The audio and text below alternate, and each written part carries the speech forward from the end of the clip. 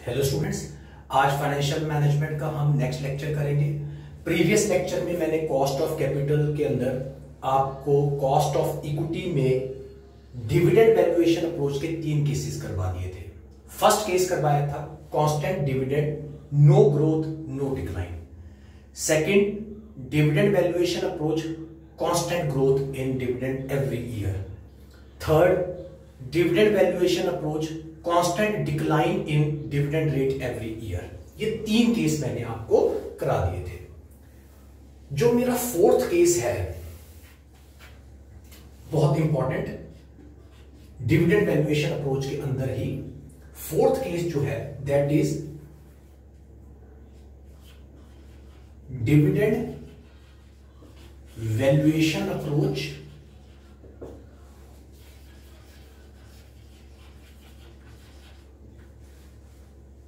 growth supernormal for some years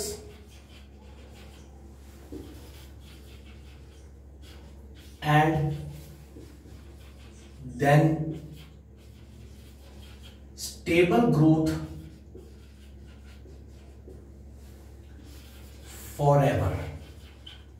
बहुत important case है। पिछले केसेस में और इसमें फर्क क्या है? वहां कांस्टेंट ग्रोथ थी हर साल, एक ही ग्रोथ कांस्टेंट, जब कांस्टेंट डिक्लाइन था हर साल, जब ग्रोथ थी ही नहीं। 3 केस हमने किए थे, with no growth, with constant growth, with constant decline. अब देखिए क्या है, dividend valuation approach comma growth super normal for some years, बहुत बड़ी ग्रोथ है कुछ सालों तक, एंड देन उसके बाद stable growth for ever. Suppose 4-5 साल पर डिविडेंड 18%, 20% पर ग्रो कर रहा है, उसके बाद 10-12% पर ग्रो करने लग गया फॉर इनडेफिनिट पीरियड, तो हम dividend valuation approach stable growth वाला फॉर्मूला नहीं लगा पाएंगे, क्योंकि कुछ साल कुछ और ग्रोथ है, सुपर नॉर्मल ग्रोथ है, बहुत ज्यादा ग्रोथ है, और उसके बाद स्टेबल ग्रोथ हो जाती है for ever. Stable growth for ever, right. अब इसको हम कैसे करते हैं, इसके लिए मैं आपको ऐसे सिंपली समझा नहीं सकता, क्योंकि इसका कोई स्टेट फॉर्मेट फॉर्मूला नहीं है। इसके लिए पहले एक एग्जांपल लेके मुझे आपको पूरा सॉल्व करके दिखाना पड़ेगा। टॉपिक समझ आ गया पिछले में और इसमें क्या डिफरेंस है? वहां स्टेबल ग्रोथ थी, जस्ट स्टेबल मतलब कांस्टेंट ग्रोथ थी, कांस्टेंट डिक्लाइन था, जब ग्रोथ और डिक्लाइन था ही नहीं। 3 केस हमने किए थे। यहां super normal growth for some years and then stable dividend growth in dividend forever है। लो एक एग्जांपल लेते हैं और मैं आपको पूरा सॉल्व करके देता हूं। बुक्स में नॉर्मली आपको यही वाली एग्जांपल मिलेगी। फॉर एग्जांपल डी नॉट होता है लास्ट ईयर का dividend 4.24 rupees per share. Growth is 18%, बहुत बड़ी ग्रोथ है, for 5 years and then 12% growth forever. Market value of one equity share now, आज के पीरियड में चलो मैं अप्रोक्सीमेटली 305 रुपए रखता हूं, 305 रुपए 20 पैसे रख लेता हूं। चलो एक शेयर की। Calculate the cost of equity. हमें इसमें कॉलम्स बनाने पड़ेंगे, बड़े सिंपल कॉलम्स हैं। जितने साल सुपर नॉर्मल ग्रोथ है उतने साल लिख लेते हैं, ईयर्स। 1 2 3 4 5 साल है। लास्ट वाला ईयर एक बार रिपीटेडली लिख लेते हैं, 5th ईयर ही लिखना 5। अगर 4 ईयर सुपर नॉर्मल ग्रोथ होती 1 2 3 4 4, 3 ईयर होती 1 2 3 3। डिविडेंड कैलकुलेट करते हैं हर साल का, मतलब D1, D2, D3, D4, D5। और फिफ्थ ईयर जो एक और लिखा है उसमें P5 मतलब price at the fifth year, 5 year ahead है, 5वें साल में प्राइस निकालनी है। फॉर्मेट ही ऐसा है। D1 कैसे निकलेगा? D0 हमें गिवन है, इसमें 18% ग्रोथ ऐड कर देता हूं, मतलब 4.24 प्लस 18%, 4.24 प्लस 18%, ये आ गया मेरा 5 रुपए। अब 5 प्लस 18%, अब 5 अगले साल का, उसमें 18% प्लस 18%, ये आ गया 5.90, 5.90 plus 18% plus 18%, 6.966, 6.966 plus 18%, it is 8.22, 8.22 multiply by 18% plus 18%, it is approximately 9.7, right. हर साल का मैंने डिविडेंड निकाल लिया, पिछले साल के डिविडेंड में ग्रोथ ऐड करके। P5, अगर मुझे P0 निकालना होता है, ध्यान से देखिए, मैंने आपको कल वैल्यूएशन के भी साथ साथ फॉर्मूले कराए थे, तो मैं D1 upon KE minus G रखता हूं। अगर P0 निकालना है तो डिविडेंड अगले साल का, अगर P1 निकालना है तो D2 रखूंगा, अगर P2 निकालना है तो D3 रखूंगा, मतलब जिस साल आप प्राइस निकालते हो डिविडेंड उसी साल के एंड में, मतलब नेक्स्ट ईयर में उसका डिविडेंड रख के फिर फॉर्मूला निकालते हैं। इसका मतलब अगर मैं P5 निकालना चाहता हूं तो मुझे D6 upon KE minus G6, क्या KE माइनस G6,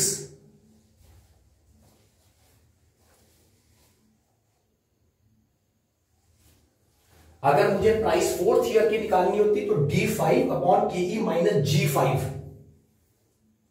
डिविडेंड और ग्रोथ दोनों अगले साल की रखते हैं।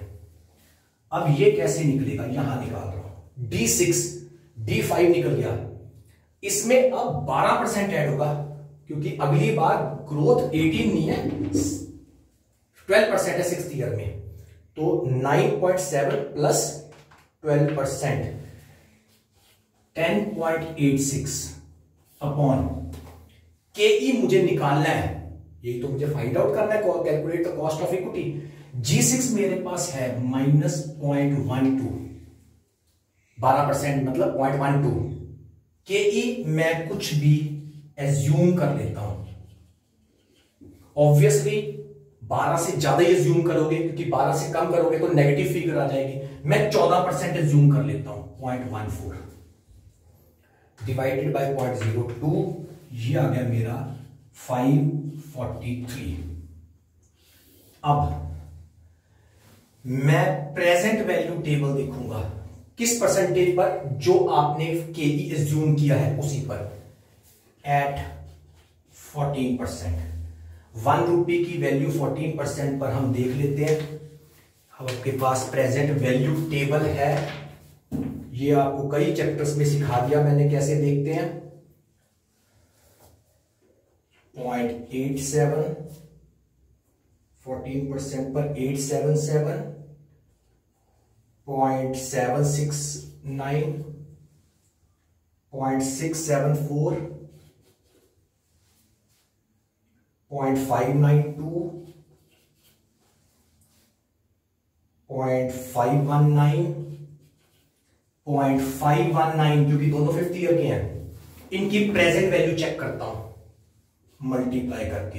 ये तो 1 रुपये की है, मल्टीप्लाई कर दिया, ये आ गई प्रेजेंट वैल्यू। 5 मल्टीप्लाई बाय, ये ₹1 की थी, ये टोटल की है, 0.877, 4.385, 5.9 मल्टीप्लाई बाय 0.769, 4.537, 6.966 मल्टीप्लाई बाय 0.674, 4.69, ये इसकी आ गई 2, 3, fourth year, 8.22 multiply by 0.592, 4.86, 9.7 multiply 0.519, 5.034,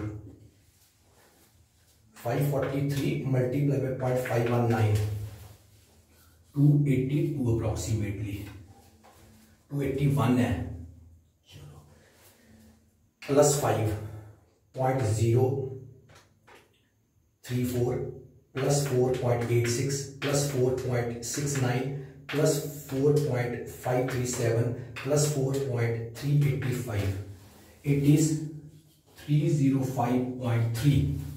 ये टोटल समेशन आ गया प्रेजेंट वैल्यू का। अगर ये समेशन प्रेजेंट वैल्यू का मेरी मार्केट प्राइस के इक्वल हो जाए, अप्रोक्सीमेटली, थोड़ा बहुत फर्क आ सकता है, तो इसका मतलब जो आपने टेबल सिलेक्ट किया है 14%, that will be cost of capital. So KE is 14%। अगर ये टैली ना करता, सपोज 306 आ जाता, मुझे 305 करना है, कम करना है, तो मैं आगे टेबल, क्योंकि जितना आप, मैंने पहले भी बताया था, जितना आप आगे टेबल देखते हो ये वैल्यू कम होती रहती है। अगर कम आ जाती तो पीछे टेबल देखते। मुझे अप्रोक्सीमेटली अपनी मार्केट प्राइस जो क्वेश्चन में गिवन है उसके इक्वल समेशन को बनाना है, और ज्यादातर ग्रोथ से 1-2% के गैप में ही कॉस्ट ऑफ इक्विटी निकल आती है। सो बड़ा सिंपल है, जितने साल सुपर नॉर्मल ग्रोथ है उतने साल डिविडेंड निकाल लो, at the end of super normal growth price निकाल लो, फिर उसको एज्यूम कर लो कि ई को कोई भी percentage more than the growth rate of the next year, उसी परसेंटेज पर प्रेजेंट वैल्यू देख लो। अगर हमारा total of present value of dividends and market price of the share at the end of the super normal growth equal आ जाए to the market price now T0 पर, that means जो आपने assume किया था कि ई वही हमारी कॉस्ट ऑफ इक्विटी है, नहीं तो हमें किसी और टेबल पर ट्राई करना पड़ेगा। बड़ा इंपॉर्टेंट टॉपिक है, बहुत बार क्वेश्चंस ये बीकॉम एमकॉम लेवल पर पूछे जाते हैं।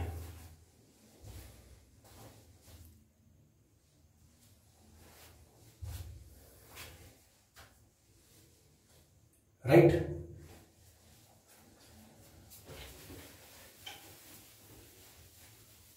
इसके कॉन्ट्रेरी उल्टा भी हो सकता है। मैं क्वेश्चन लेता हूं, इसमें उल्टा देखना कहां है, थोड़ा रिवर्स सिचुएशन में देखते हैं।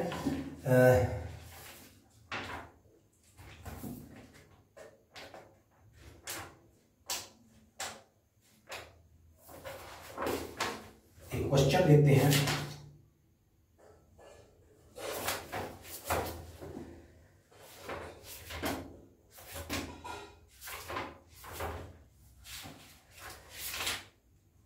लो जी,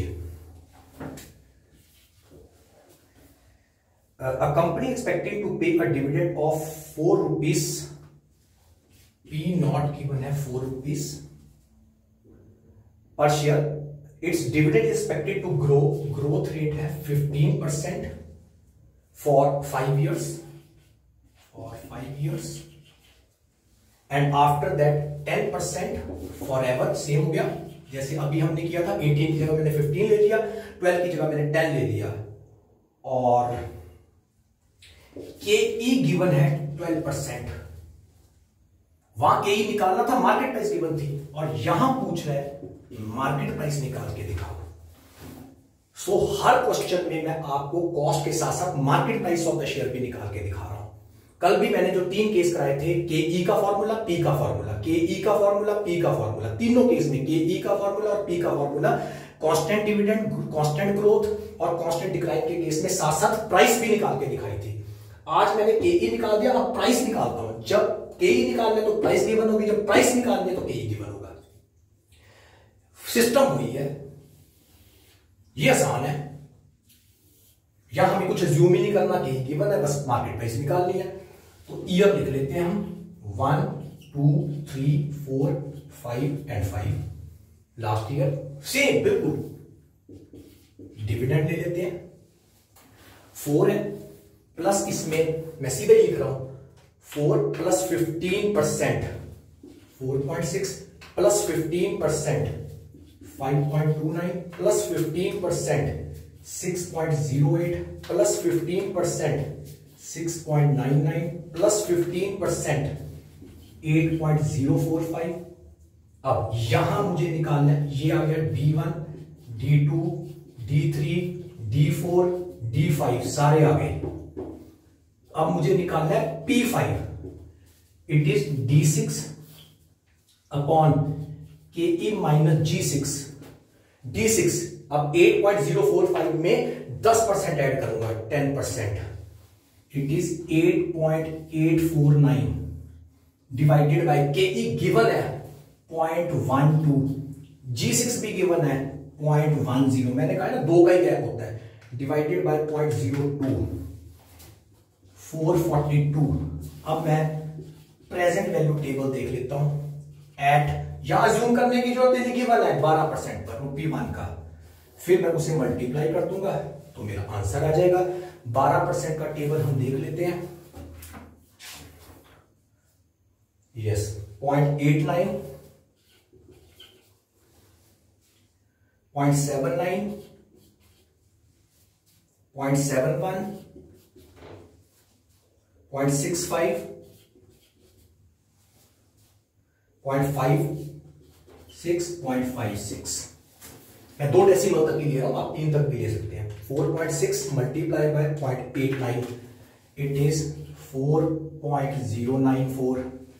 5.29 multiply by 0.79, it is 4.179। 6.08 multiply by 0.71, it is 4.316। 6.99 fourth year multiplied by 0.65, it is 4.54. 8.045 multiplied by 0.56, it is 4.50. 442 multiplied by 0.56, it is 247.5। Total कर देते हैं, ये मेरी मार्केट प्राइस आ गई।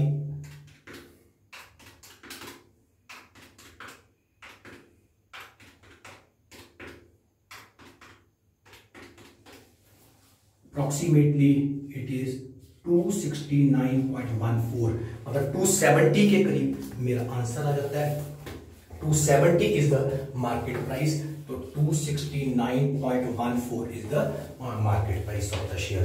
चेक कर ले आंसर।